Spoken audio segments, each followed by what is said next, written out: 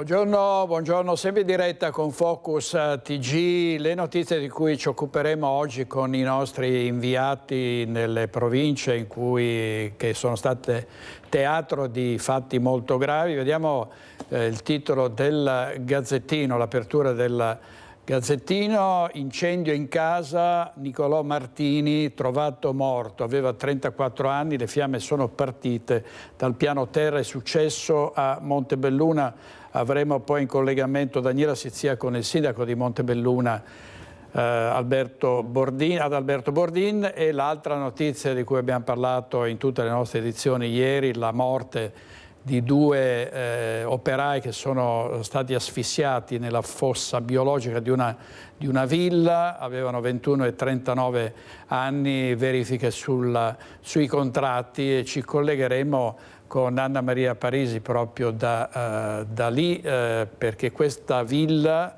era una volta un centro di accoglienza dei migranti. Vediamo la rissa venerdì sera alla stazione di Montegrotto Terme. Il sindaco Riccardo Mortandello ha partecipato a un tavolo di coordinamento con carabinieri e polizia locale. Ormai le risse sono all'ordine del giorno. Hanno ripreso tutto le telecamere di videosorveglianza della stazione di Montegrotto Terme, dove venerdì sera un gruppo di magrebini appena scesi dall'ultimo regionale in arrivo da Padova verso le 22:20 sono venuti alle mani con un lancio di San Pietrini sotto gli occhi dei presenti.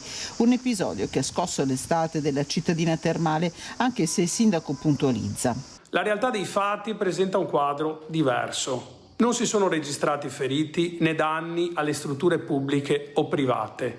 Le ipotesi di lanci di San Pietrini e di danneggiamenti, amplificate da alcune ricostruzioni, non trovano riscontro nella realtà dei fatti accertata dalle forze dell'ordine. Ha riunito un tavolo di coordinamento con carabinieri e polizia locale il sindaco Mortandello. Sarà potenziato il controllo dell'area dove si è registrato un aumento di stranieri e clandestini che provano a eludere i controlli delle zone rosse, e proprio contro questo provvedimento punta il dito il primo cittadino.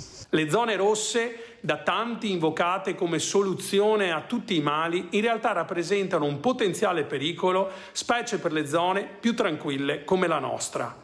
Vanno scritte norme dove venga assicurata la certezza della pena per chi commette reati e soprattutto regole di contrasto ai clandestini che si sentono in un porto franco. Invece i sistemi di accoglienza seri e strutturati sono stati depotenziati e sono stati privati di finanziamenti in maniera costante durante questi anni di governo Meloni. Come sindaco mi riservo di adottare tutti i provvedimenti consentiti dalla legge, DASPO incluso, per allontanare chiunque disturbi la tranquillità dei cittadini e dei turisti che scelgono la nostra Montegrotto Terme. Adesso andiamo da Anna Maria Parisi in diretta, c'è anche il nostro operatore Alberto Pivetta per la morte dei due operai egiziani che sono asfissiati ieri in una fossa biologica. Ovviamente è in corso un'indagine per capire le cause, non le cause, ma per capire se erano stati dotati di adeguati sistemi di sicurezza. A te la linea, Anna Maria. Sì, buongiorno direttore. Sembra che per riprendere il discorso che stavi facendo tu, gli operai non fossero dotati dei dispositivi previsti di protezione. Ora le indagini mirano ad accertare se avessero un regolare contratto di lavoro e soprattutto chi fosse stato, chi li avesse indirizzati, diciamo così, verso questo percorso lavorativo. Nel frattempo bocche cucite qui in via Caorliega 79A a Mirano, presso la cooperativa che si trova alle mie spalle, dove erano alloggiati, prendevano appunto alloggio da diversi mesi i due migranti, i due operai giunti dopo 2 anni di lotte lungo la rotta del Mediterraneo qui in veneto in cerca di un futuro. Con loro, ospite della stessa struttura, anche il terzo operaio, anche lui egiziano, che è stato colui che ha dato l'allarme, ha chiamato la proprietaria, ha visto morire sotto i suoi occhi i due amici che aveva conosciuto qui presso il centro. Noi abbiamo tentato naturalmente di entrare con Alberto Pivetta, ci è stato detto più volte che l'accesso non c'è consentito, così come riporta anche brevemente il direttore questo cartello che dice che questo centro di accoglienza permette l'accesso solo ai familiari e avvocati dei richiedenti, addirittura non è permesso l'accesso se non su mandato del giudice, così recita il cartello, né ai sindaci né agli assessori, addirittura agli agenti della polizia. Ora noi abbiamo provato a contattare tutti e tre i numeri esposti presso questo cartello, ma non ci risponde nessuno. Adesso c'è un altro ragazzo qui. Hello, do you live here? Non parla italiano, ma io ho parlato in inglese però. Ok, ecco, come vedi, direttore, non è permesso neanche ai migranti semplicemente scambiare una parola e sapere come stanno. Certo è che comunque, ripercorrendo i fatti di ieri, nella mattinata i due migranti di origine egiziana di 21 e 39 anni sono morti perché stavano effettuando dei lavori di bonifica di una fossa biologica nella villetta di via Desman a Veternigo di Santa Maria di Sala, che fino a pochi anni prima a sua volta era stata un centro di accoglienza, ma lì hanno trovato la morte. Naturalmente lo sdegno da parte di tutta la comunità veneziana, veneta e non soltanto, per questa ennesima strage sul lavoro, con l'ira dei sindacati. Allora il servizio con il punto dei sindacati, poi linea di nuovo a te, direttore. Continua la strage nella provincia di Venezia, ancora una volta andranno accertate le cause, ma è innegabile che ci sono 2 ragazzi morti sul lavoro, quindi servono più investimenti in formazione, in prevenzione, in repressione per chi non rispetta le norme. La nostra provincia è in cima alle classifiche, ma classifiche mortali appunto di quelle sui morti per il lavoro. Servono interventi forti e la politica deve decidere da che parte stare. Ricevuta la notizia, il segretario generale della CGIL di Venezia, Daniele Giordano, è arrivato subito davanti ai cancelli della villa in cui 2 giovani operai hanno perso la vita pulendo una fossa biologica. La CGIL denuncia una strage continua nella quale il Veneto è tra le peggiori regioni d'Italia. Nei primi 5 mesi del 2025 ci sono già stati 38 infortuni mortali, quasi il doppio rispetto ai 19 dello stesso periodo dell'anno scorso. Al netto delle dovute parole di cordoglio, si legge in un comunicato del sindacato, da parte del presidente Zaia non arriva una sola parola che accenni ad investimenti sui controlli in salute e sicurezza nei luoghi di lavoro. Noi non finiremo mai di dire come la cultura e la sicurezza sia un elemento centrale e fondamentale per impedire che questo eccidio quotidiano possa continuare. Noi spingiamo, chiediamo con forza formazione, formazione, formazione per i lavoratori. La sicurezza non è un costo, ma è un grandissimo investimento, un investimento sociale che deve essere fatto per l'interesse di tutti, a partire da coloro che noi rappresentiamo. Non possiamo abituarci, non possiamo voltare la testa dall'altra parte. Nessuno può chiamarsi fuori, ha dichiarato Andrea Martella, segretario regionale del PD Veneto.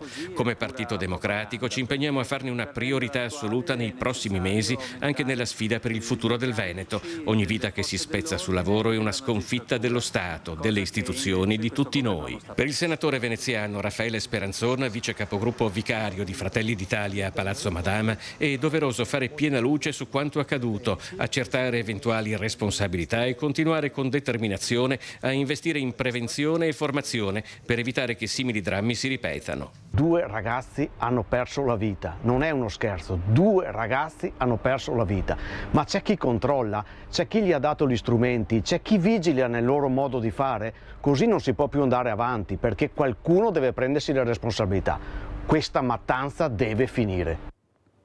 Servizio di Filippo Fois, grazie ancora a Anna Maria Parisi e ad Alberto Pivetta per il servizio sulle due vittime. Vediamo adesso cosa è stato detto ieri sera a Focus a proposito di incidenti sul lavoro e anche sulle strade, ne abbiamo parlato a lungo. Sentiamo l'avvocato Stefano Trubian, esponente della Lega. Illudiamo che le norme cambino le coscienze, sono le coscienze che formano le norme. Non possiamo illuderci che sia solo l'aspetto repressivo, che c'è un mix di tante cose che però parte dall'assunto anzitutto di prendere consapevolezza ciascuno di noi, e mi pare la questione sia assolutamente trasversale, di porre al centro il tema e il problema delle vite spezzate.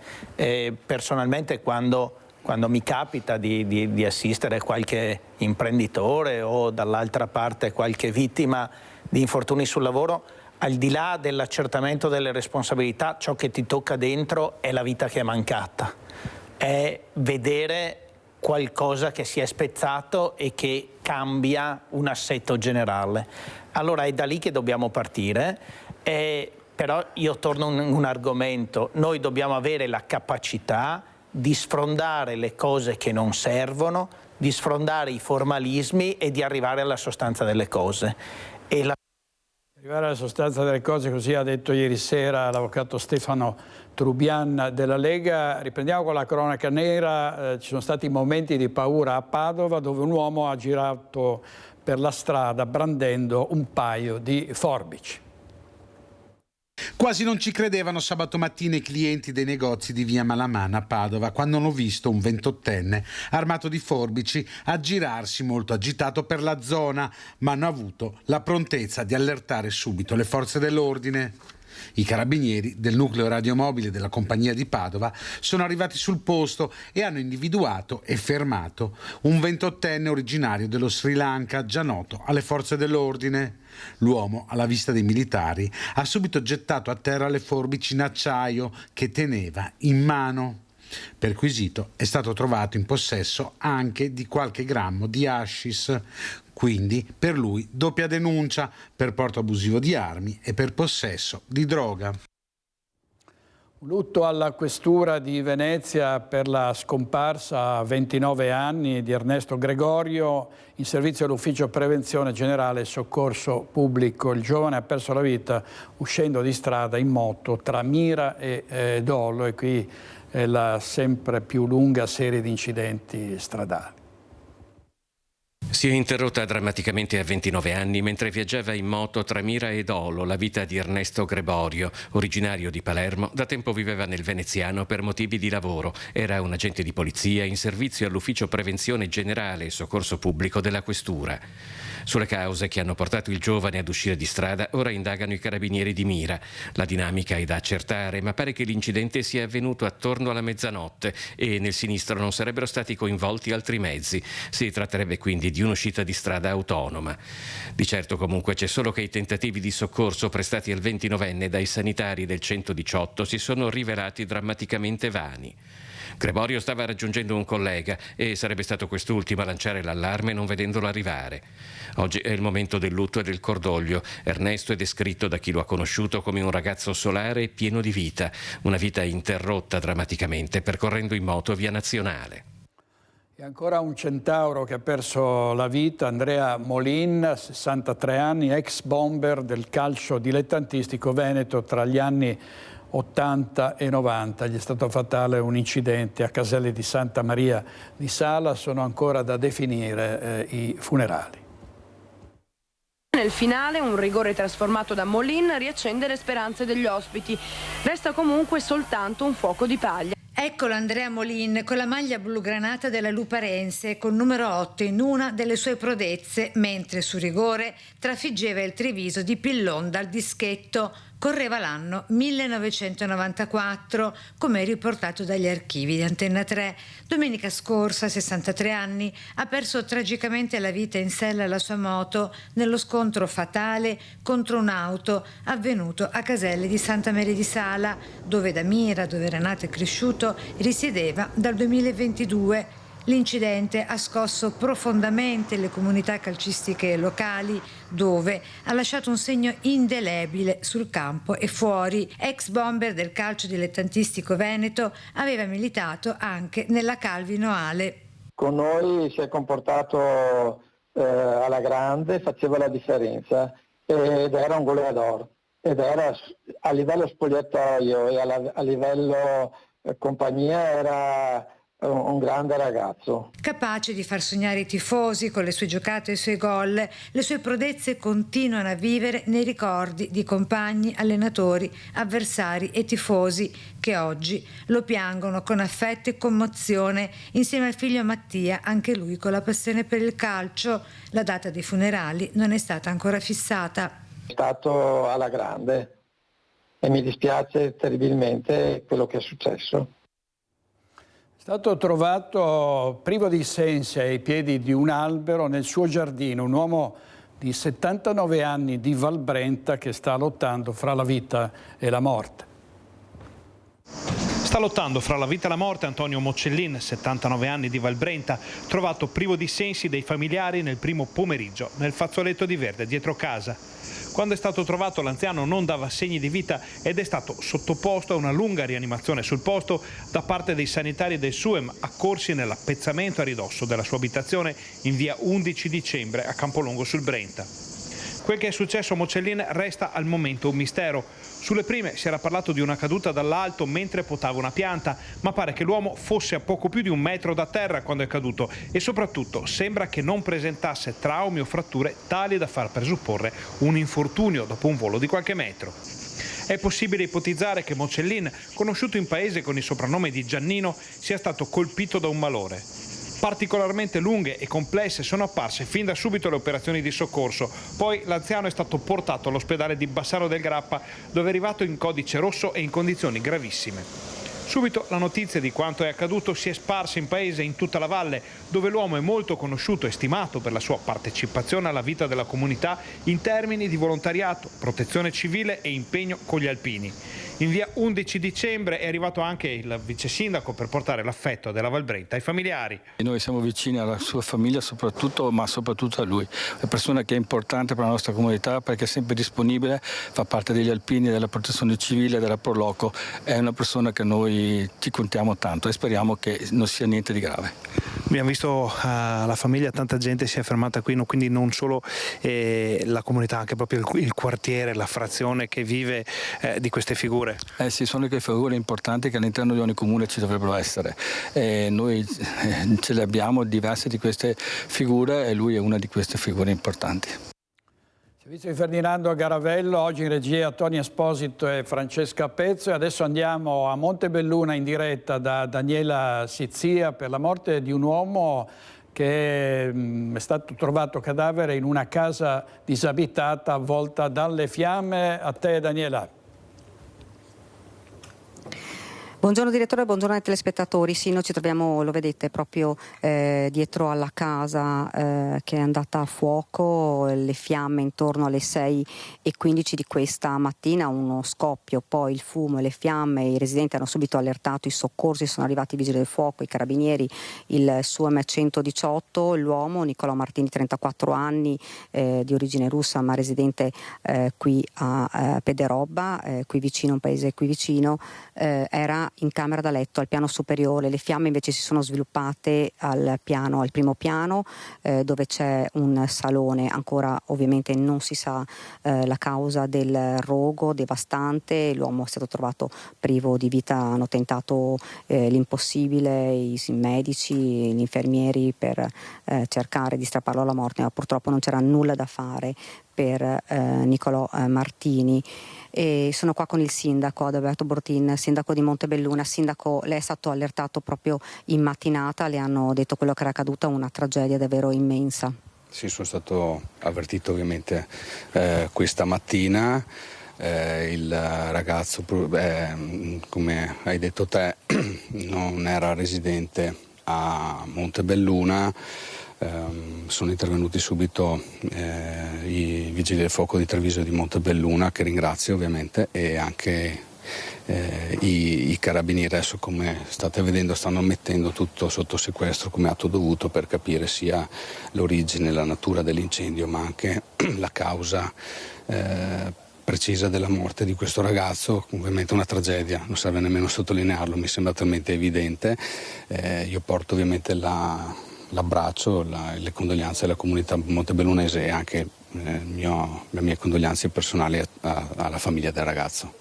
Ecco, quando sono arrivati, quando hanno visto le fiamme, quando i residenti hanno chiamato, sono arrivati qua ai Vigili del Fuoco, i residenti hanno detto che un mese fa avevano trovato la porta leggermente aperta, quindi hanno ipotizzato potesse esserci proprio una persona dentro, e così è stato. I carabinieri e insieme ai Vigili del Fuoco hanno sfondato la porta e purtroppo all'interno c'era Martini in camera da letto. Questa è una casa che ufficialmente dovrebbe essere abbandonata, sfitta da circa 4-5 anni, perché prima era abitata da figlio e madre, poi il figlio era morto, la madre era stata sistemata in una casa di riposo e qui questa casa era rimasta abbandonata. Sindaco, però nessuno sapeva che in realtà all'interno da circa un mese, forse ipotizzabile, dormisse questa persona. La casa risultava sfitta da 4-5 anni, non ho ricevuto alcun tipo di segnalazione in merito, ovviamente farò una verifica anche con gli uffici, ma se così fosse stato mi avrebbero subito informato. Ci tengo a dire, come hai detto te, che la casa ovviamente non è del comune, quindi è proprietà privata, e non risultano segnalazioni di effrazioni al comune, che in caso andrebbero fatte comunque i carabinieri. Ecco, la Procura ora ha disposto l'autopsia sul corpo del 34enne e la casa, la vedete, è stata posta completamente sotto sequestro. La zona più colpita, come potete capire, è tutto il piano, il primo piano dove c'era il salotto, sembra intatta invece la cucina e ovviamente annerito il piano superiore dove dormiva il 34enne, che potrebbe, ma ovviamente il condizionale d'obbligo, essere morto per l'esalazione da fumo. Da Montebelluna è tutto, direttore, ti restituisco la linea. Se mi senti, quindi tu confermi che questa era una casa disabitata in sostanza, che quest'uomo non era l'inquilino? No, assolutamente, questa casa era ufficialmente disabitata e lui non era il proprietario di questa casa, sembra che dormisse qua da circa un mesetto, era entrato ovviamente abusivamente in questa casa che era di proprietà di 2 persone, una appunto come dicevo è morta, l'altra è stata messa in casa di riposo, quindi una casa che era in questo momento completamente chiusa, doveva essere chiusa e disabitata. Lui era entrato qui ovviamente abusivamente e purtroppo non sappiamo cosa sia accaduto nel salotto alle 6:15 di questa mattina, perché lui è stato trovato, come vi dicevo, al piano superiore, quindi davvero indagini in corso per capire che cosa sia accaduto. Grazie molte, grazie a Daniela. Grazie a Daniela Sezzia, al sindaco Alberto Bordin. Chi c'era in collegamento? L'operatore? Simone Merlo per la parte tecnica. Andiamo avanti adesso con la cronaca giudiziaria. L'omicidio di Margherita Ceschin. È morto ieri mattina Enzo Lorenzon, l'ex marito della vittima, che è considerato dall'accusa il mandante del delitto. Si trovava agli arresti domiciliari in una casa di riposo per motivi di salute. Sarebbe stato uno scompenso cardiaco a porre fine alla vita di Enzo Lorenzon, 81 anni, accusato dalla procura di essere il mandante dell'omicidio dell'ex moglie Margherita Ceschin, trovata assassinata il 24 giugno 2023 nella sua abitazione a Conegliano. La morte è avvenuta nella mattinata. Sicuramente per cause naturali, però la causa naturale determinante il decesso la sapremo nelle prossime ore. In questo momento la cosa che premeva maggiormente alla procura, ovviamente anche a me, era quello di valutare se vi fossero cause esterne. Non ce ne sono, quindi è certamente una causa naturale. L'avvocato Crea, difensore di Enzo Lorenzon, è stato informato immediatamente del decesso. Era in costante contatto con l'imputato. Lui era sempre molto presente a se stesso, era sempre molto attento a tutto ciò che succedeva all'interno del processo, voleva essere messo al corrente con la lettura anche delle trascrizioni stenotipiche dei verbali e prima dell'udienza del 14 di luglio aveva redatto una corposa memoria manoscritta che è in mio possesso, in cui spiegava puntualmente tutti quelli che erano gli accadimenti. In quel manoscritto la verità di Lorenzon sulla morte dell'ex moglie, che sarà presto presentato dall'avvocato Crea. Credo di procedere informerò anche le altre parti, non del contenuto ovviamente, ma del fatto che ne sono in possesso e credo di depositarla il 18 settembre quando ci sarà la prossima udienza in Corte d'Assise, dove è previsto l'esame degli imputati e in teoria anche quello di Lorenzon, ed era in quella sede che avevo previsto appunto il deposito di quel manoscritto. Resteremo all'interno del processo. Se sulla base delle evidenze emerse fino alla data della morte c'è una possibilità per Enzo Lorenzon di vedere riconosciuta la sua innocenza, la percorrerò. Queste le parole dell'avvocato Crea. Il processo in Corte d'Assise ovviamente andrà avanti per tutti gli altri imputati, esecutori materiali e intermediari. Per quanto riguarda Lorenzon, esiste anche la possibilità che oltre a una sentenza di proscioglimento alla fine per morte dell'imputato, che possa essere chiesta, lo valuterò poi all'esito del completamento dell'istruttoria dibattimentale, se gli atti istruttori acquisiti prima del decesso, cioè fino ad oggi, consentano anche una richiesta di assoluzione nel merito per Lorenzon. I familiari di Lorenzon per ora non hanno voluto rilasciare alcuna dichiarazione a commento della morte dell'81enne. Adesso andiamo a Cassola da Vanessa Banzatto e da Renzo Rigon per la parte tecnica, perché il sindaco di Cassola interviene sull'increscioso episodio di una coppia di persone residenti a San Giuseppe che sono stati minacciati e aggrediti da un gruppo di ragazzini. Minacce rivolte a una coppia di residenti in via Jacopo Sansovino a San Giuseppe di Cassola, solo perché queste persone avevano chiesto a un gruppo di ragazzi di spostarsi per ascoltare la musica ad alto volume. Li hanno minacciati, hanno tirato dei sassi che sono finiti nel davanzale di casa. C'è molta preoccupazione, sindaco. Addirittura la residente che abbiamo intervistato ha detto: io ho provato a chiamare i carabinieri, non è venuto nessuno, non hanno mandato nessuno, io ho paura anche a uscire di casa.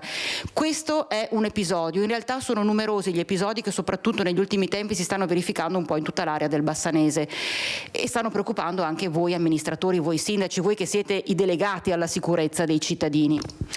Sì, è una preoccupazione che abbiamo un po' tutti sindaci del comprensorio del Bassanese, anche perché si tratta proprio di gruppi che si spostano da un comune all'altro, come abbiamo constatato, perché ci sono anche ragazzi di Cassola che vengono trovati a Bassano e viceversa.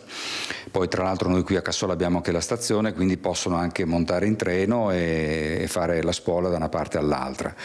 È sicuramente un tema perché è difficile diciamo, fare delle operazioni o delle attività di carattere diciamo, sanzionatorio o repressivo nei confronti di questi atteggiamenti.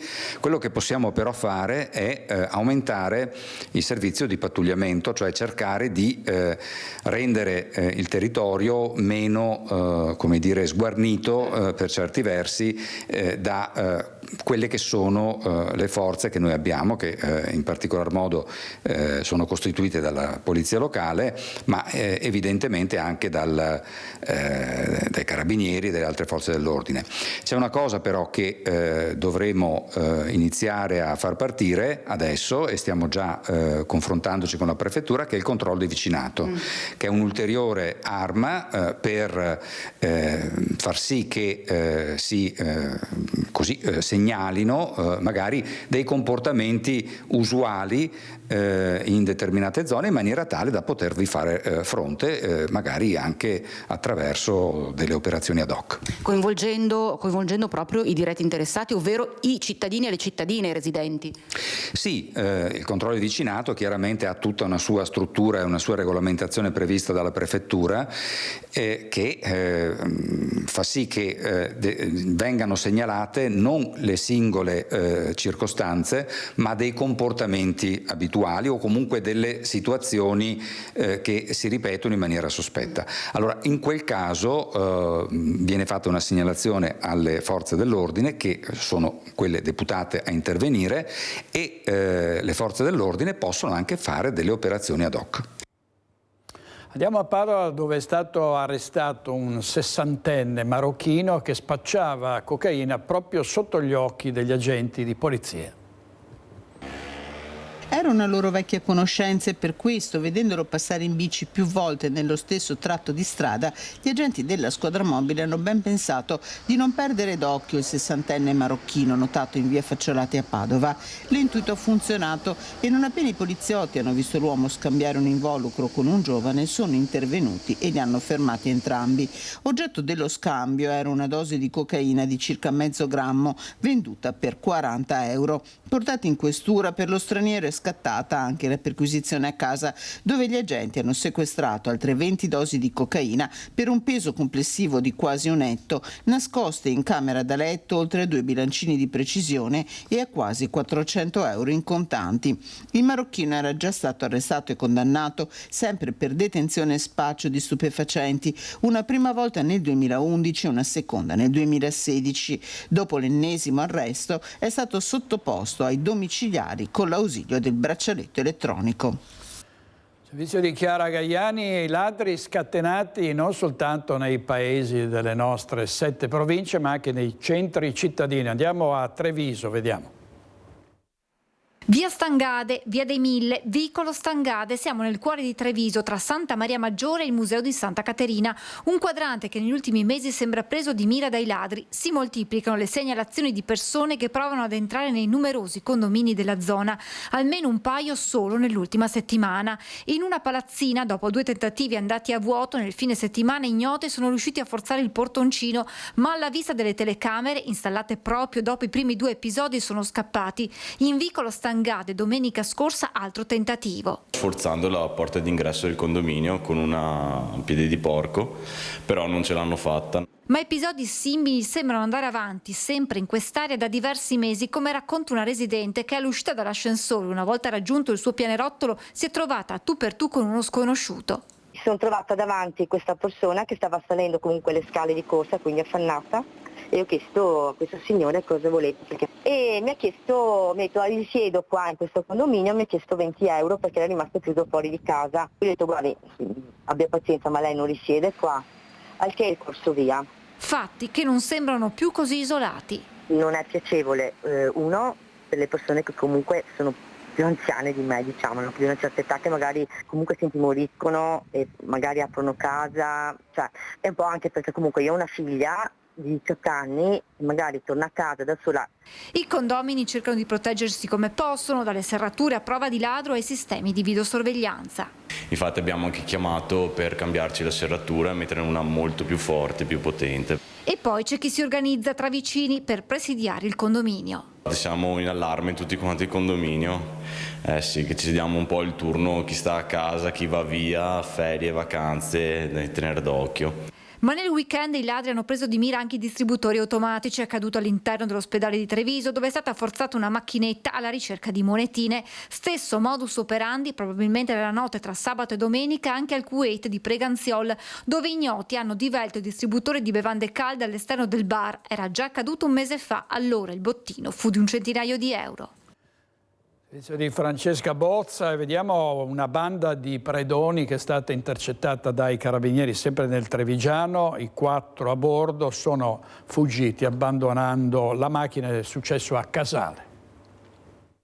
Davanti all'Alt dei Carabinieri non solo non si sono fermati, ma anzi hanno accelerato fuggendo via. Ne è nato un inseguimento terminato 1 chilometro più in là, quando i 4 occupanti della macchina, una Volkswagen T-Roc, sono scesi scappando nei campi. L'episodio è in tarda serata a Casale sul Sile, tra via Trento e Trieste e via San Nicolò. Nell'auto i militari dell'Arma hanno trovato guanti, ricetrasmittenti, un flessibile, un trapano e altri attrezzi da scasso.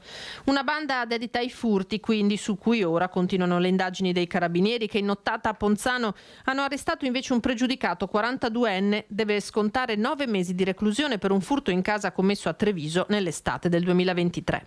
Un dispositivo ad ampio raggio, quello messo in campo dal comando provinciale. Un altro pregiudicato, un 29enne, è stato denunciato a piede libero per aver tentato di introdursi nottetempo in un'attività commerciale di via Cendona, Silea, come hanno rilevato le telecamere di videosorveglianza. È stato poi un testimone a consentire ai militari di rintracciare poco lontano il giovane e di denunciarlo per tentato furto aggravato.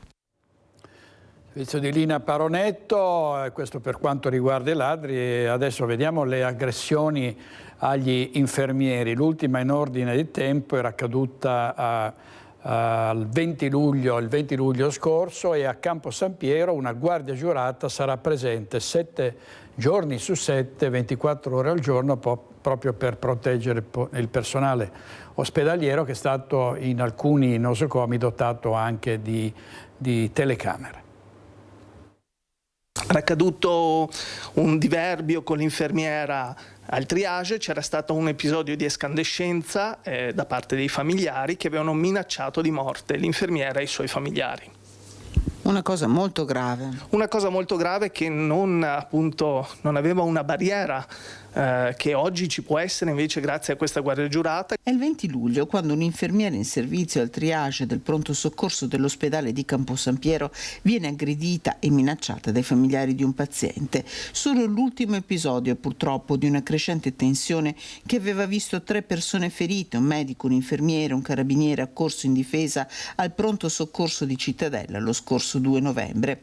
Da qui l'avvio di un dialogo con la direzione amministrativa dell'ULSS 6 che ha portato all'arrivo delle guardie giurate. Attualmente in fisse abbiamo 2 guardie giurate, una a Cittadella 24 ore su 24, 7 giorni su 7, e la seconda a Campo San Piero. Negli altri presidi ospedalieri abbiamo una guardia giurata che presidia parzialmente il pronto soccorso e anche i reparti. Luoghi di cura e accoglienza dove spesso gli operatori hanno paura, così negli ospedali la tensione sta crescendo e i numeri lo confermano. 26.000 casi nel 2024, il primo trimestre del gennaio, febbraio e marzo 2025 abbiamo 6.000 casi in Italia, e nella provincia di Padova 262 aggressioni tra verbali e fisiche. Un dato veramente preoccupante che va attenzionato sia dalla parte politica sia dalla parte istituzionale.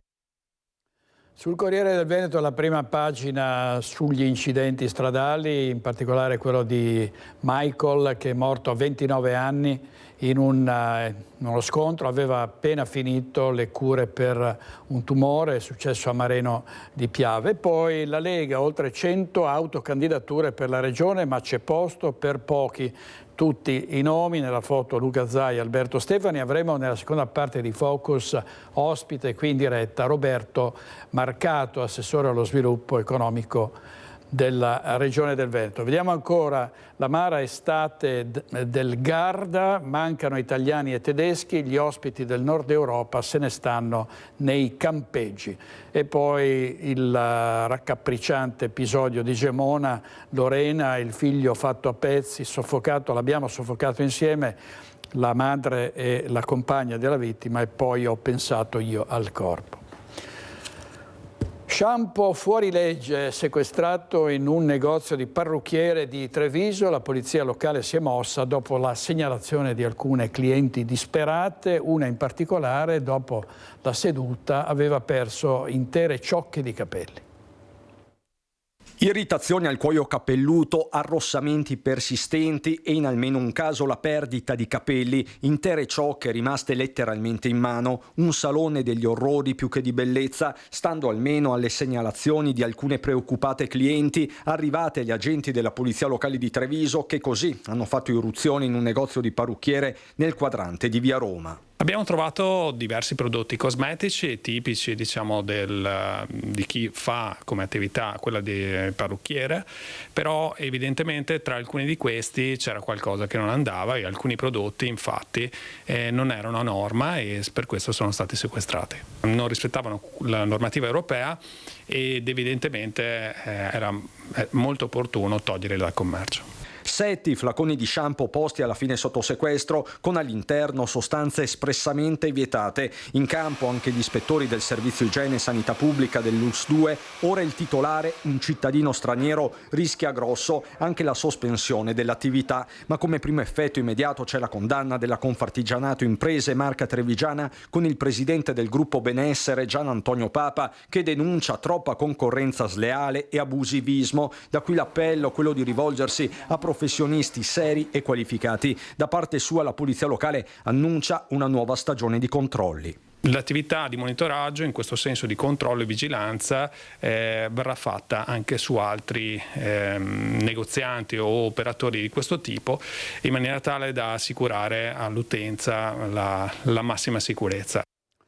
Servizio di Christian Arboit, vediamo la prima pagina del giornale di Vicenza Online. Aggredisce la moglie davanti alla loro figlia, è stato arrestato. TAV, Ferragosto di Cantieri, giù il primo condominio, cambia il volto di Viale San Lazzaro.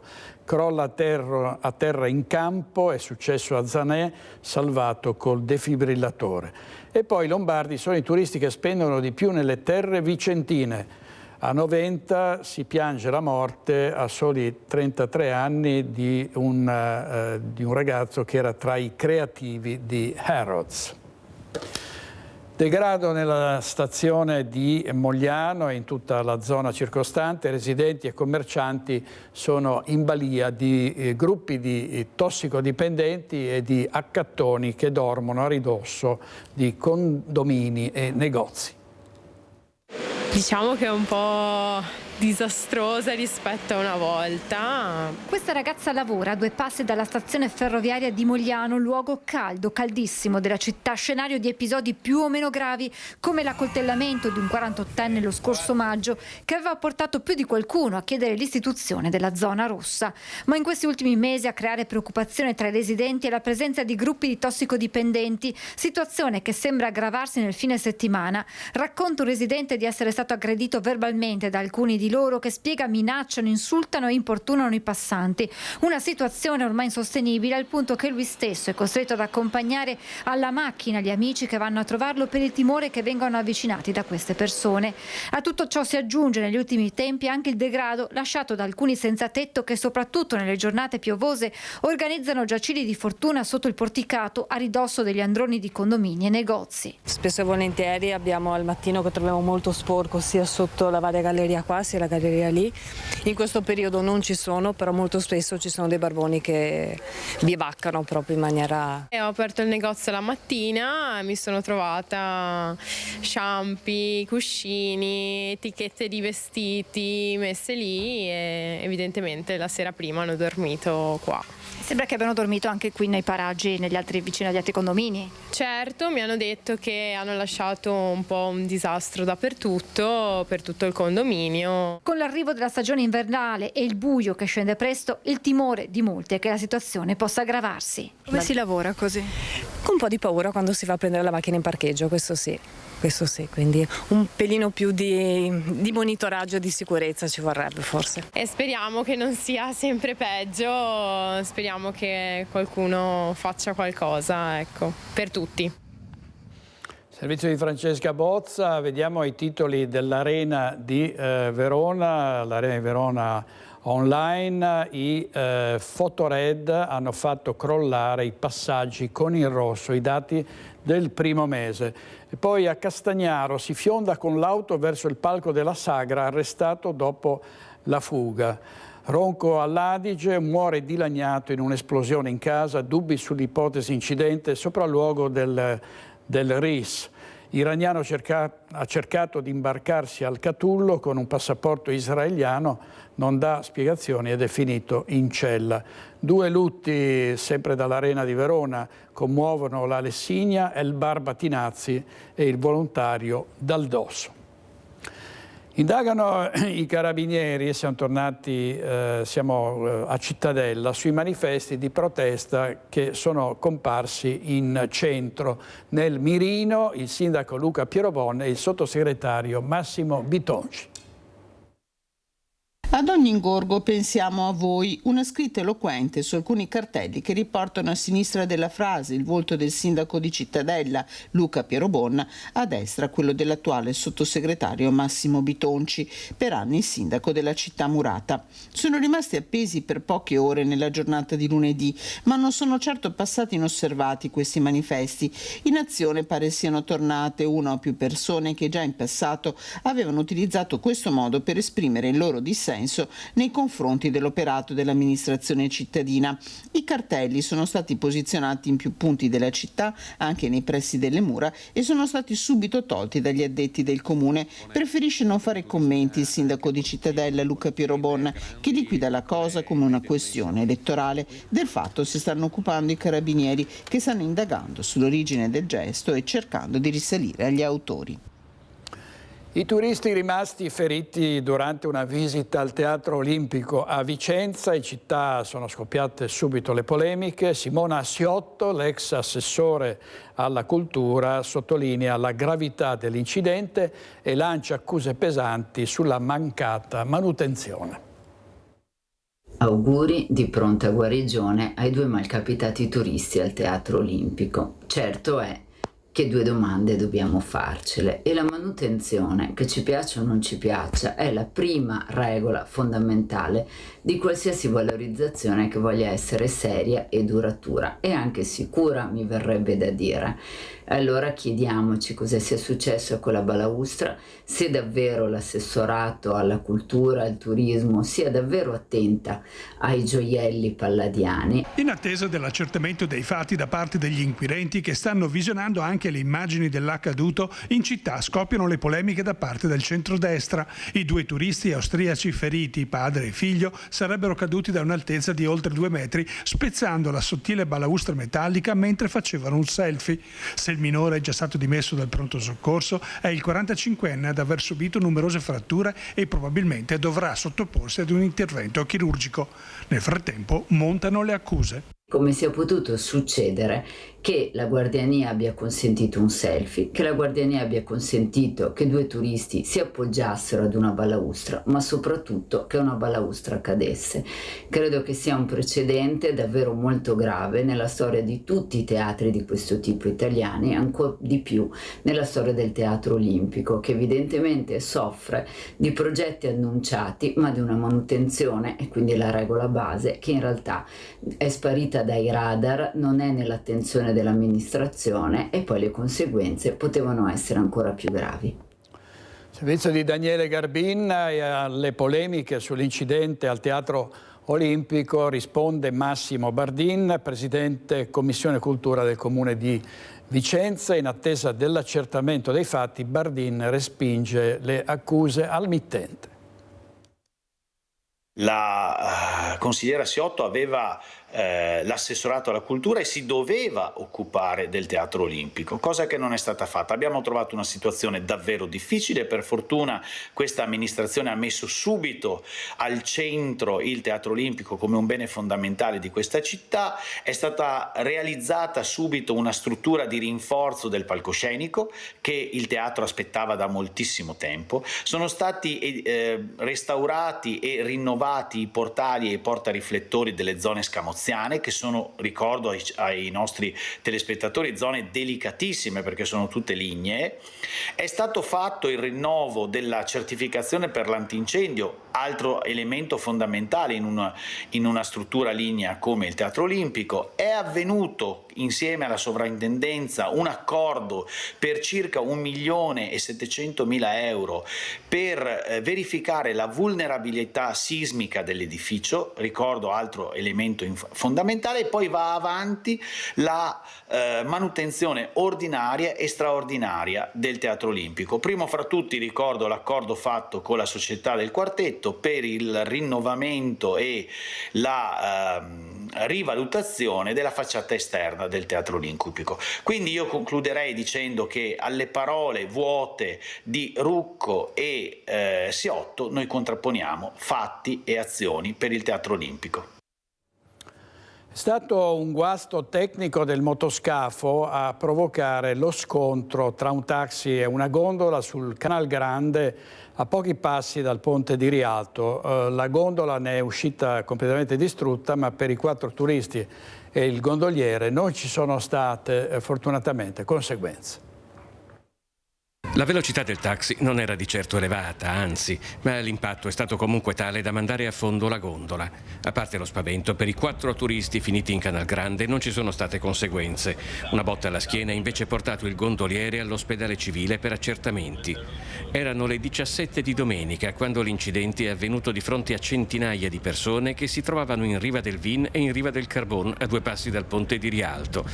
Il taxi voleva lasciare strada alla gondola, ma un guasto ha fatto sì che il motoscafo avanzasse invece di arrestarsi. Guasto meccanico, purtroppo, la rottura delle guaine dell'invertitore, è partita la marcia dell'imbarcazione, è stato constatato poi anche dalla polizia municipale, è ben intervenuto il sostituto rispettando le norme di sicurezza e aiutando l'amico gondoliere nel recuperare tutte le persone e portarle in salvataggio. Il sostituto tassista e il gondoliere peraltro si conoscono e si erano appena salutati. Manuel Tiffi, presidente dell'associazione Taxi Sostituti Venezia, sottolinea la correttezza del collega. Il guasto meccanico poteva succedere a chiunque e è stata rispettata la velocità di navigazione in quanto con il Barcavelox, tra l'altro con l'avvento del Barcavelox, tutti rispettano i limiti di velocità. Un guasto che purtroppo ha traumatizzato fortemente il sostituto, ma che ha voluto fortemente, appena successo, anche richiedere i test antidroga e alcol, appunto per togliere qualsiasi dubbio. Un ragazzo molto bravo, che lavora bene, che lavora in sicurezza, i mezzi sono tutti sempre controllati e in piena manutenzione e ci auguriamo che non succeda più. Inevitabilmente la memoria di molti è tornata al 17 agosto 2013, quando a pochi metri più in là, verso il ponte di Rialto, il criminologo tedesco Joachim Vöckel perse la vita in gondola nello scontro con un vaporetto, una morte per la quale la famiglia si è recentemente vista riconoscere dalla Corte d'Appello di Venezia un risarcimento di oltre 4 milioni di euro. Da una settimana sui canali della città si corre molto meno. L'entrata in funzione di un esercito di Barcavelox nelle tratte più percorse sta dando risultati, ma il traffico rimane enorme, soprattutto a Rialto, e a volte la fatalità può essere dietro l'angolo.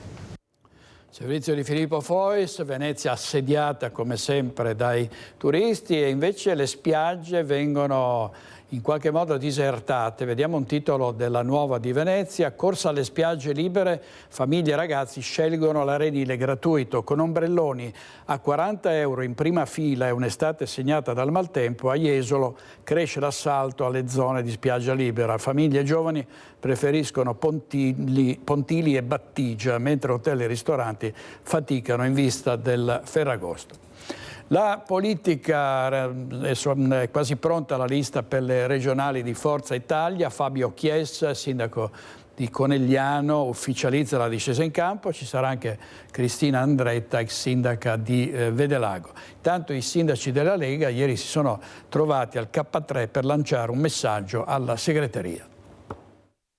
Le elezioni regionali sono elezioni fondamentali per noi che viviamo l'amministrazione locale. Io ho fatto il sindaco dal 2017 a Conegliano, per cui penso che non potendo fare più di 2 mandati nella città che amo, oggi sia anche il momento di mettersi a disposizione per cercare di dare una guida alla regione di centrodestra. Rompe definitivamente gli indugi Fabio Chies, sindaco di Conegliano e coordinatore provinciale azzurro. Sarà lui il candidato di punta di Forza Italia in vista delle regionali 2025 per la Marca trevigiana. Ora di fatto c'è il suggello dell'ufficialità, una mossa che ha un peso sia politico che amministrativo. Conegliano è la seconda città della provincia. Non è incompatibile la campagna elettorale con la figura di sindaco, per cui rimarrò a fare il sindaco, faremo anche la campagna elettorale, per cui continuerò ad occuparmi come sempre della mia città. Devo dire che le ultime settimane sono state settimane impegnative, abbiamo il maltempo che come abbiamo visto è imperversa. Meteo che pone questioni sia di programmazione che di risorse, più in generale fa intendere Chies,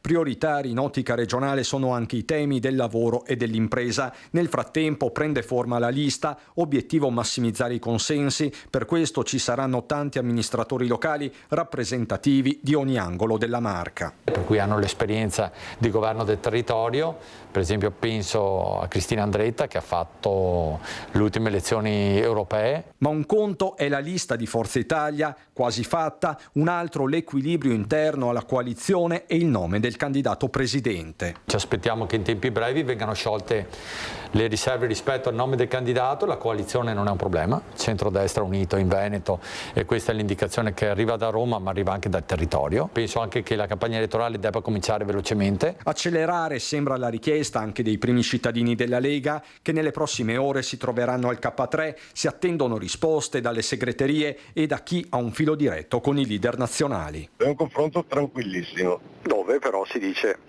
ragazzi cerchiamo di accelerare perché altrimenti l'opposizione guadagna troppe posizioni. È un po' anche quello che io, ma credo anche altri sindaci, ci sentiamo dire dal territorio, no? E voi cosa fate?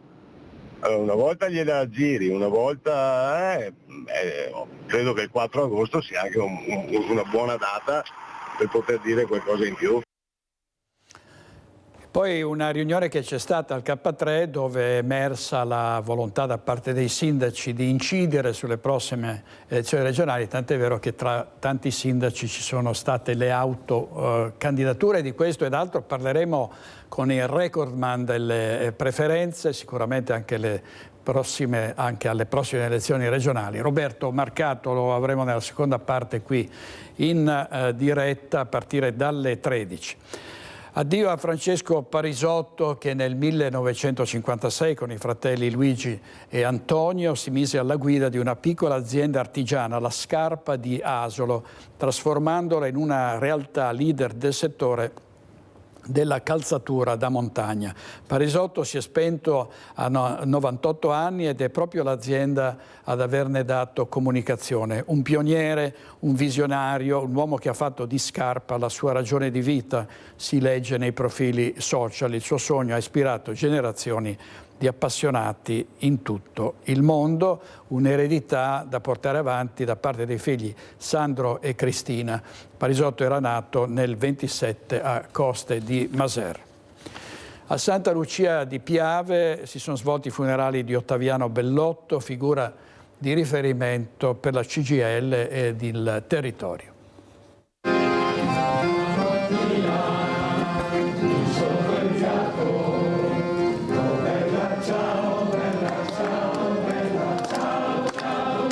Un coro di voci fuori dalla chiesa di Santa Lucia di Piave intona l'inno del partigiano.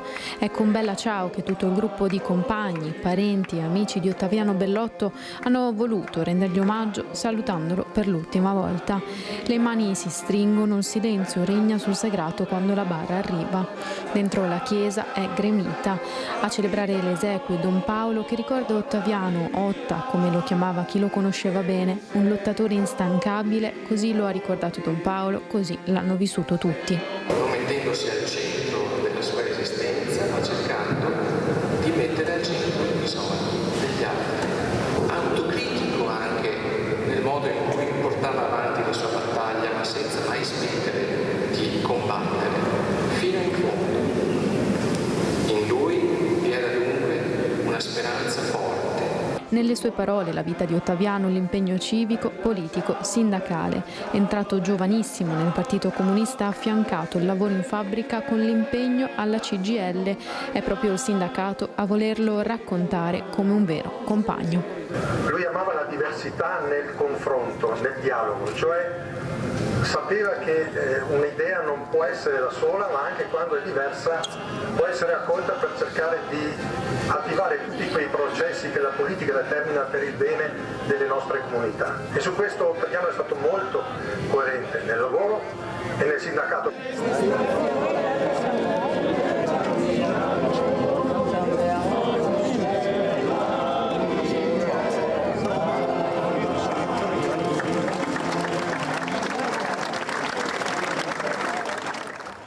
Andiamo a Bassano del Grappa dove si fa strada l'ipotesi della Sala da Ponte come nuovo teatro cittadino.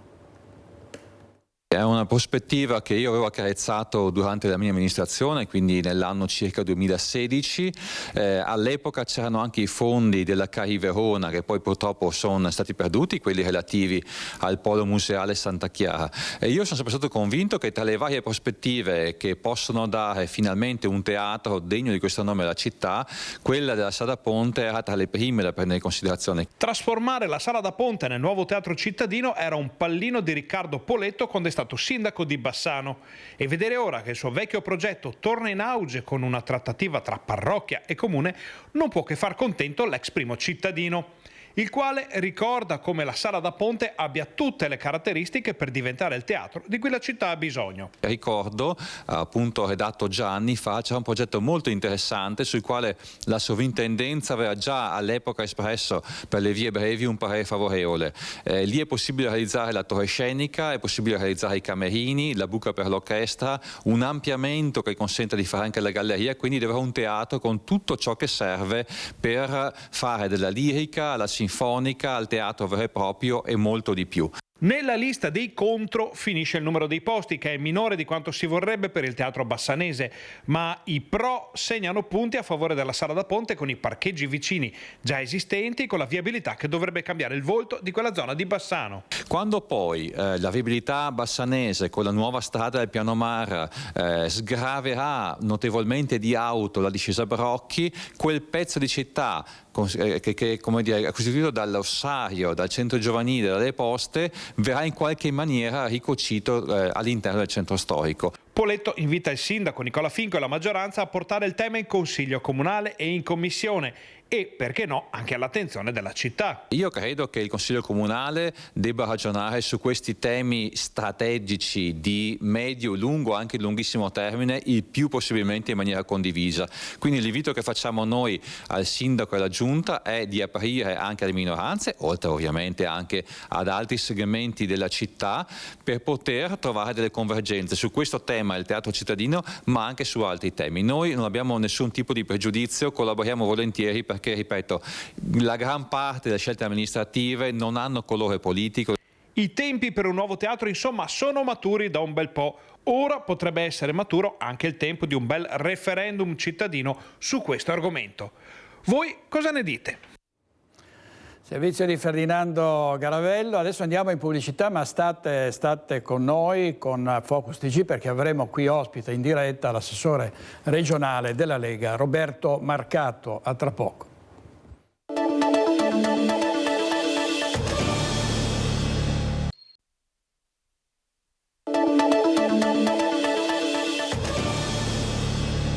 Di nuovo in diretta Focus TG con Roberto Marcato, assessore regionale allo sviluppo economico. Bentornato assessore, grazie. Grazie per l'invito, buongiorno a tutti. Grazie molte. Allora, non c'è ancora nemmeno l'idea di chi possa essere il candidato del centrodestra alle prossime regionali, si fanno tanti nomi, compreso il suo, però è probabile che si sciolgano i nodi dopo Ferragosto, addirittura si parla di agosto, e nel frattempo c'è la novità della corsa alle candidature con le autocandidature, no?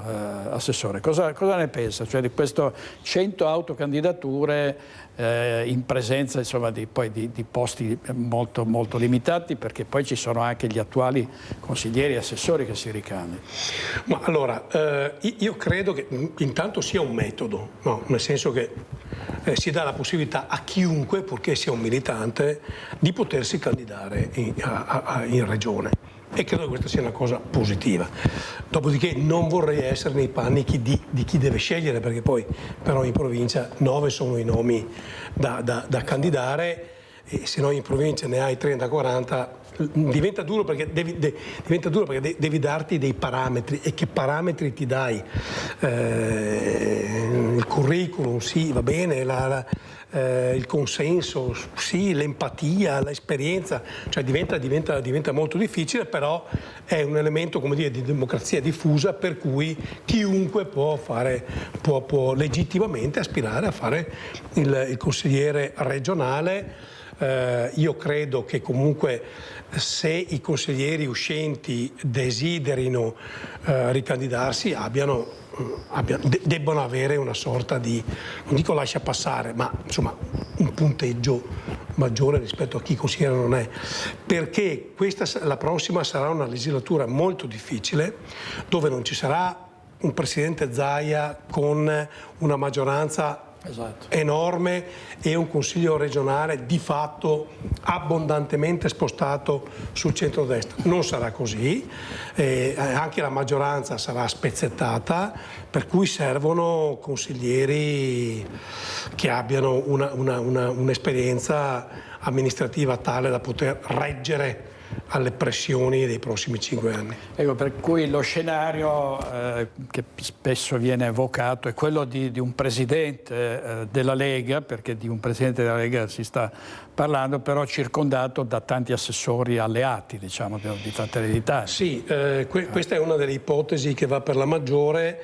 D'altronde è anche vero che se il tavolo romano, ahimè, perché voi sapete come la penso, io sono un federalista e autonomista anche in politica, per cui noi dovremmo decidere qui a Venezia che cosa si dovrebbe fare, invece le liturgie perverse della politica fanno sì che sia Roma a decidere. Per un leghista questa è una bestemmia, vabbè, insomma, l'ho detto un miliardo di volte. Però una delle ipotesi sul tavolo è proprio questa, cioè che sia un candidato o una candidata della Lega, però ovviamente depotenziata in giunta, e non so quanto bene possa fare il partito e ai veneti questo, e soprattutto depotenziato in consiglio, e questo è l'aspetto per me più preoccupante, perché una Lega forte in consiglio consente di mantenere una trazione federalista e autonomista nel consiglio, nel Parlamento veneto, altrimenti rischiamo di ritornare indietro di 40 anni. Senta, Assessore, proprio sulle nostre reti ad Antenna 3 a Ring, lei ha parlato a una domanda di Ferdinando Avarino che le chiedeva se lei fosse il candidato presidente vorrebbe o meno la lista Zaia. Lei ha detto no. Sì, ma lo dico, cioè, il punto di vista è quello di un dirigente di partito. Cioè, io sono fondatore della Liga Veneta.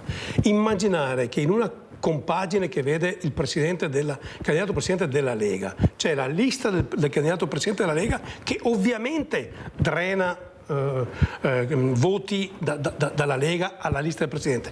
In più la lista Zaia, che sappiamo quanto attrattiva è, drenerebbe ulteriori consensi, cioè non è che siamo a 5 anni fa, quando la Lega, o 6 anni fa la Lega alle europee faceva il 49,9. Oggi il mondo è cambiato, anche per noi, ahimè. Per cui io mi devo preoccupare anche della tenuta del futuro della Lega. Immaginando 2 liste civiche, tutte e 2 a trazione leghista, si rischia di svuotare la Lega. E poi hai voglia tu a spiegare i giorni successivi che comunque i voti sono leghisti. Perché? Lei è un giornalista, e che giornalista, ma cioè, ragazzi, il giorno dopo voi titolate tutti: se la Lega è al 3%, crollo della Lega, punto. Non è che dice, ma però in realtà al 3%, ma il 5% è andato a Zaia, il 7% è andato a Marcato. No, crollo della Lega.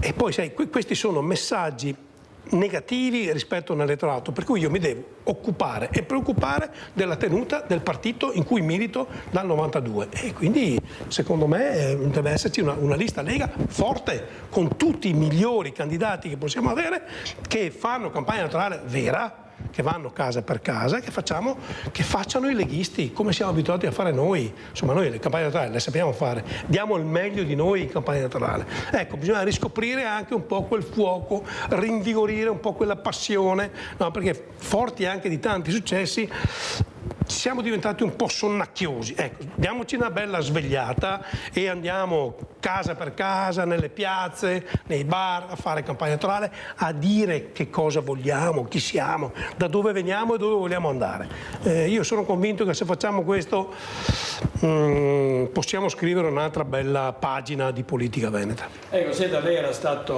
è sempre stato molto sincero e diretto, insomma non le manda mai a dire a nessuno, aveva detto io mi autocandido alla presidenza, no? Molti si chiedono, ma appunto poi queste scelte romane glielo consentiranno? Cioè, quali possibilità ha oggi Roberto Marcato di potersi candidare alla presidenza della regione dopo? Se io come dire, se uso come parametro le liturgie romane, le mie quotazioni sono a 0. No. Se io invece uso i parametri che secondo me si dovrebbero usare nelle scelte politiche, e cioè quanto consenso ha un candidato, che esperienza ha un candidato, che capacità di relazione all'interno di una maggioranza ha un candidato, qual è la capacità di empatizzare con il popolo che deve rappresentare, cioè, se questi sono i parametri, io mi sento di averli, ma serenamente, ma anche qui qualcuno mi ha detto ma sei arrogante, ma non sono, scusate. Il mio curriculum è scritto, è quello. Ho iniziato da consigliere comunale, ho fatto tutto l'iter, tutto il cursus honorum previsto. Non sono mai stato nominato perché il partito si è ben guardato da nominarmi, ma ha sempre detto corri e porta a casa voti. In ogni posto dove mi hanno candidato ho sempre fatto il miglior risultato possibile. Non ho mai avuto problemi con la giustizia, anzi, insomma, sono ritenuto anche un rompiscatole perché ho un rigore morale ed etico indiscusso. L'esperienza non mi manca, sono il più votato del Veneto, cioè, no. Perché? Perché ho gli occhi azzurri e ho qualche chilo in più. Cioè, se vedete i parametri, no, vabbè, me cavo, ma allora sono scelte diverse. Quindi, mi sono candidato perché credo di avere tutte le carte in regola. Ecco, Assessore, ma ecco, perché a suo giudizio, no, certamente non perché ha qualche chilo di troppo o ha gli occhi azzurri, perché è forse ritenuto troppo determinato, troppo deciso, troppo efficace? Perché sa, poi in politica lei mi insegna, cioè quelli bravi poi vengono messi da parte. Ma io lo capisco anche, no? I sistemi organizzati hanno bisogno di un certo rispetto delle regole, di una certa serenità. Gli elementi come il sottoscritto spesso e volentieri sono considerati dei virus, cioè elementi come il sottoscritto piacciono molto al popolo perché capiscono che parli la stessa lingua, fai le lotte che è giusto fare, non quelle che è conveniente fare, ma quelle che è giusto fare. Però nei movimenti organizzati, nei sistemi, ma anche lei stesso, cioè non può avere un giornalista che si alza quando dice la sua, dice, ascolta, abbiamo una linea redazionale, alle 13 andiamo in onda, no, mi vuoi in onda alle 3:15. No, ecco, io sono un po' così, quindi capisco anche la difficoltà di chi deve gestire questi processi nel decidere. Io la capisco perfettamente, quindi non è che mi stupisco quando, infatti non è un caso che Coghesia a tirare la carretta mi manda sempre avanti, Coghesia a fare le lotte, quelle anche forti, mi mandano sempre avanti, poi quando bisogna mettere un uomo di sintesi fanno fatica, ma non sono un bambino, lo capisco. Roma ha le sue logiche e quindi insomma, quando uno partecipa a un gioco sa quali sono le regole, non è che si può stupire. La cosa che invece io sono felice di essere così, perché pur conoscendo le regole io continuerò a fare le battaglie che reputo giuste. Cioè, se io trovo un'ingiustizia, trovo una persona che ha subito un'ingiustizia da parte del sistema, io la battaglia la farò sempre per quella persona. Ma questo ti metterà in difficoltà con il partito, ma questo ti metterà in difficoltà col ministro, ma a me non mi interessa. Cioè, intanto la libertà è qualcosa di sacro, ma poi credo che la politica sia anche questo, cioè occuparsi di chi è più fragile, di chi non ha voce, di chi non può permettersi di alzare un dito perché viene soggiogato. Ecco, la politica deve essere anche questa roba qua. Io ho sempre dato voce anche a questo e continuerò a farlo. Ovviamente non diventerò Presidente della Repubblica. Però sono a posto con la coscienza, io ho quotidianamente persone che mi ringraziano, perché in silenzio, ma io non faccio mai pubblicità delle cose, non delle cose che faccio come assessore, che è giusto, ma di centinaia di interventi che io ho fatto in questi anni a favore di persone che subivano ingiustizie. Io li ho fatti e continuerò a farli. Questo ti costa in termini di carriera. A me se ne frega. Senta, sulla lista Zaia ha parlato anche Giuseppe Pan, che è il capogruppo della Lega in Consiglio regionale, ha detto non bisogna sputare nel piatto in cui si è mangiato. Due cose. Il primo, il discorso di PAN sarebbe corretto se io mi fossi candidato con la lista Zaia, ma mi sono candidato, lo ricordo sempre, mi sono candidato con la Lega che fa un quarto della lista Zaia e comunque sono il più votato, quindi non ho sputato da nessuna parte, io mi sono candidato con la Lega. Due, se PAN che può soppiato dove Gamaya, perché ricordo che PAN è lì perché io mi sono dimesso, perché io sono stato eletto in lista Lega, lui no, quindi insomma, no, perché insomma è il capogruppo della Lega, fa bene anche, come dicevo prima, la politica ha le sue liturgie, lui è capogruppo e Garazon, lui deve difendere la posizione. Io sono un po' un cane sciolto e mi posso permettere il lusso di dire pagando quello che penso. Senta, quanto peseranno appunto le logiche anche della Lega Lombarda rispetto alla Lega del Veneto? No? Io credo che potremmo anche finirla, no? Perché noi, la Liga nasce perché non vuole essere schiava né di Roma né di Milano. Insomma, diciamo in questi anni l'influenza milanese c'è sempre stata. Io credo che sia arrivato il momento che basta, insomma. Allora, i veneti decidono che il miglior candidato è Alberto Stefani, basta. Ma a Milano non piace, affari nostri. È Luigi Baccialli, Ma insomma, no, basta. Cioè, io vorrei un partito così e spero che la dirigenza del mio partito sia in grado anche di dire dei bei no sonori, insomma. I lombardi si facciano gli affari loro, noi ci facciamo gli affari nostri. Siamo fratelli, però io mi devo preoccupare della tenuta della Liga Veneta, innanzitutto, e dare risposte ai veneti. Mi governo qua per dare risposte ai veneti.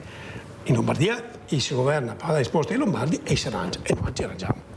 Senta, il mancato raggiungimento dopo 8 anni di un'autonomia compiuta, ricordo sempre che c'è una legge sull'autonomia che è la legge che porta il nome del ministro Calderoli, può in qualche modo provocare un calo di consensi, cioè i veneti che hanno votato nel 2017 in massa possono, diciamo, sentirsi in qualche modo mortificati dal mancato risultato. Allora, io credo che uno dei motivi per cui abbiamo avuto delle batoste sonore in questi anni, ricordo le sconfitte nelle città capoluogo di provincia, Verona, Vicenza e Padova addirittura è stato un bagno di sangue, poi le politiche, l'europea, le politiche addirittura Fratelli d'Italia in terra veneta fa il miglior risultato d'Italia.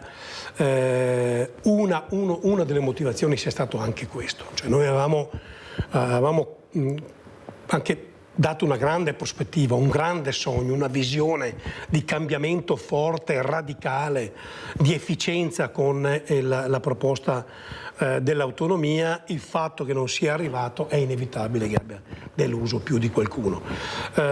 Se noi vogliamo ritornare ad essere interlocutori credibili sul tema dell'autonomia, dobbiamo metterla giù dura. Cioè, il prossimo presidente deve andare a Roma e dire basta, o si fa o non si fa, e là decidere. Se la risposta è no, allora uno deve essere anche drastico nel dire l'esperienza di maggioranza è finita, oppure abbandonarla per sempre. Però continuare per i prossimi 4-5 anni, ogni 2 o 3 mesi dire siamo lì per averla e poi non succede nulla, rischi di sfilacciare la fiducia dell'elettorato. Assessore, grazie, dobbiamo andare in pubblicità, torniamo subito, state con noi, Roberto Marcato in diretta a Focus TG, a tra poco.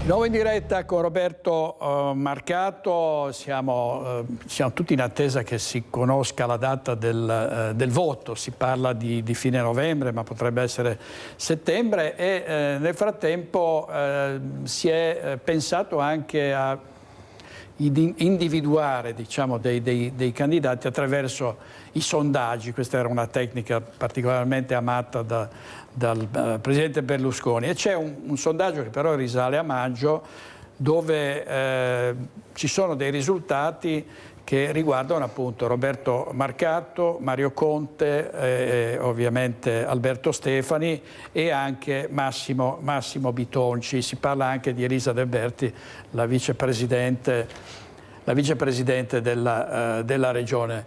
Che valore hanno e come li considera? Perché qui si fa la differenza tra fiducia, notorietà, eccetera. Sì, ma sono sempre strumenti, dopodiché bisogna assolutamente capire chi è il committente e come e dove sono stati fatti questi sondaggi, perché lì c'è un tema. Allora, secondo questo sondaggio il più conosciuto è Massimo Bitonci, i due che hanno invece che godono di più fiducia a parte i veneti siamo io e Mario Conte. Mi viene qualche dubbio sia sul primo che sull'ultimo, sulla popolarità di Bitonci e sul fatto che Stefani sia ultimo.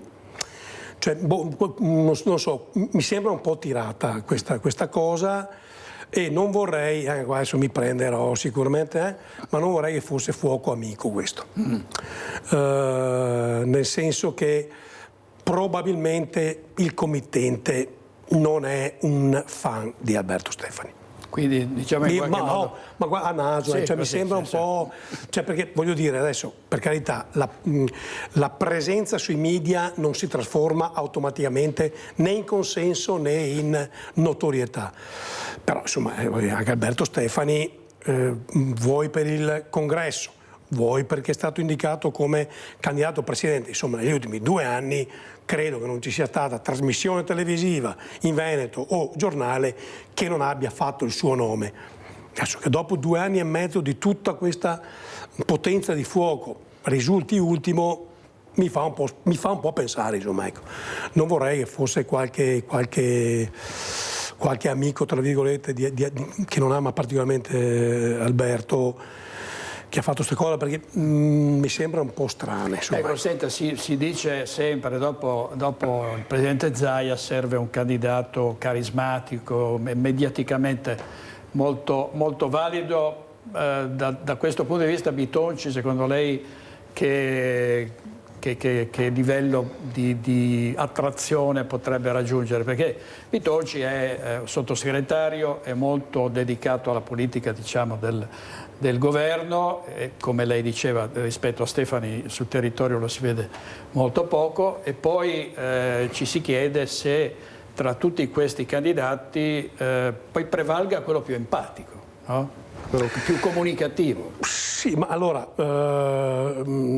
tenuto conto che come dire, la parola definitiva la mette Salvini, che è il segretario federale del partito. Allora, faccio fatica a immaginare che possa mettere il sottoscritto, perché io sono sempre stato molto critico. Faccio fatica che possano rinunciare a Treviso, che è l'unica città capoluogo che abbiamo come Lega, quindi togliere Mario Conte, che sarebbe un candidato interessante, per poi darlo a qualche altro partito, la vedo un po' tirata. Per cui i 2 più probabili, diciamo, essendo entrambi salviniani doc, possono essere Bitonci e Stefani, ma secondo me tra i 2 quello più attrattivo è Stefani, fra Stefani e Bitonci. Anche perché Stefani, a differenza di Bitonci, è segretario regionale, poi è molto più presente sul territorio, per cui credo che se dovessero fare una scelta fra i 2 cadrebbe su Alberto Stefani. Senta, Assessore, ovviamente si parla della prossima giunta, è uscita la notizia che, non so se è una proposta, non ricordo, sugli assessorini, no? Gli assessori e gli assessorini, ma che Fantozzi avrebbe detto è una boiata pazzesca, no? Nel senso che noi abbiamo gestito gli ultimi 5 anni a ranghi ridotti, lavorando tanto ma a ranghi ridotti, con una giunta ai minimi termini, in termini proprio di presenze degli assessorati. Adesso andiamo a spiegare ai veneti che improvvisamente portiamo la giunta a 10 più altri 10, 20 persone, prima quello che faceva in 7-8 persone adesso lo facciamo in 20. Andiamo a spiegarlo ai veneti perché. Cioè, vuol dire, o eravamo o siamo adesso dei mostri sacri, no? E quelli che vengono dopo sono dei buoni a niente, oppure le logiche che portano a fare queste scelte sono altre, aumentare le carreghe. Però in momenti in cui la gente durante la settimana non va in spiaggia perché il costo dell'ombrellone è troppo alto, ti vai a spiegare che bisogna aumentare le carreghe perché c'è qualcuno che ha bisogno di un posto al sole. Io la vedo dura, sicuramente io non lo vado a spiegare ai veneti, lo spiegherà chi prenderà queste decisioni. Senta, un'ultima cosa, lei ha lanciato qui in Veneto la zona economica speciale, insomma abbiamo visto a Marghera, poi anche l'arrivo di tanti investimenti, davvero è stata un'operazione molto apprezzata. Giorgia Meloni ha parlato ieri dello stesso schema nelle Marche e subito l'opposizione ha detto ma sta tirando la volata al candidato del centrodestra. È un meccanismo, chiamiamolo così, che destinato a diffondersi comunque. Assolutamente sì, intanto non mi stupisce, anche se l'avesse fatto per tirare la volata, lo fanno tutti, la Presidente Meloni dice che farà una cosa che fa bene al suo candidato e farà bene al territorio. Non vedo quali siano le controindicazioni. Avesse fatto una cosa che fa bene al candidato e fa male al territorio, capisco, ma siccome fa bene, no. Questa è stata un'operazione davvero felice per il Veneto, quella della ZLS, che sta già dando dei risultati pazzeschi. Io non pensavo li avremmo raggiunti in maniera così, con questa velocità. Quello è stato, l'importante è che la Meloni e il governo, oltre a finanziare l'annualità, programmino un finanziamento triennale per poter dare un respiro più lungo agli investitori, perché Marghera, il Polesine hanno bisogno di riempire di contenuti imprenditoriali positivi, sostenibili quei territori. Lo si fa solo se hai la certezza di investimenti a medio termine. Su questo so che c'è un'apertura, per cui io resto sempre ottimista. Ultima cosa, Assessore, quando ritiene che si andrà a votare? Cioè cosa prevede? Alla fine, verso la fine dell'anno? Sì, io penso che si andrà a novembre, perché il candidato lo sapremo probabilmente a settembre. Bisogna fare liste e fare un minimo di campagna elettorale per dire ai veneti qual è la nostra idea di governo. Penso che si andrà a metà novembre, credo. Assessore, grazie. Grazie a lei. Grazie molte, buon lavoro. Vi ricordo gli ospiti di questa sera: Focus, Guido Bertolazzi, Fabrizio Comencini, Barbara Denardi, Yuri Dorian Gray, Roberto Marcato, che è stato qui a Focus, quindi non gli chiedo di tornare anche stasera, sarebbe un tour de force, Assessore. Alessio Morosin, Pietrangelo Pettenò, Simonetta Rubinato e Stefano Valdegamberi. Grazie, arrivederci, buona giornata, ci vediamo alle 21:15 con Focus.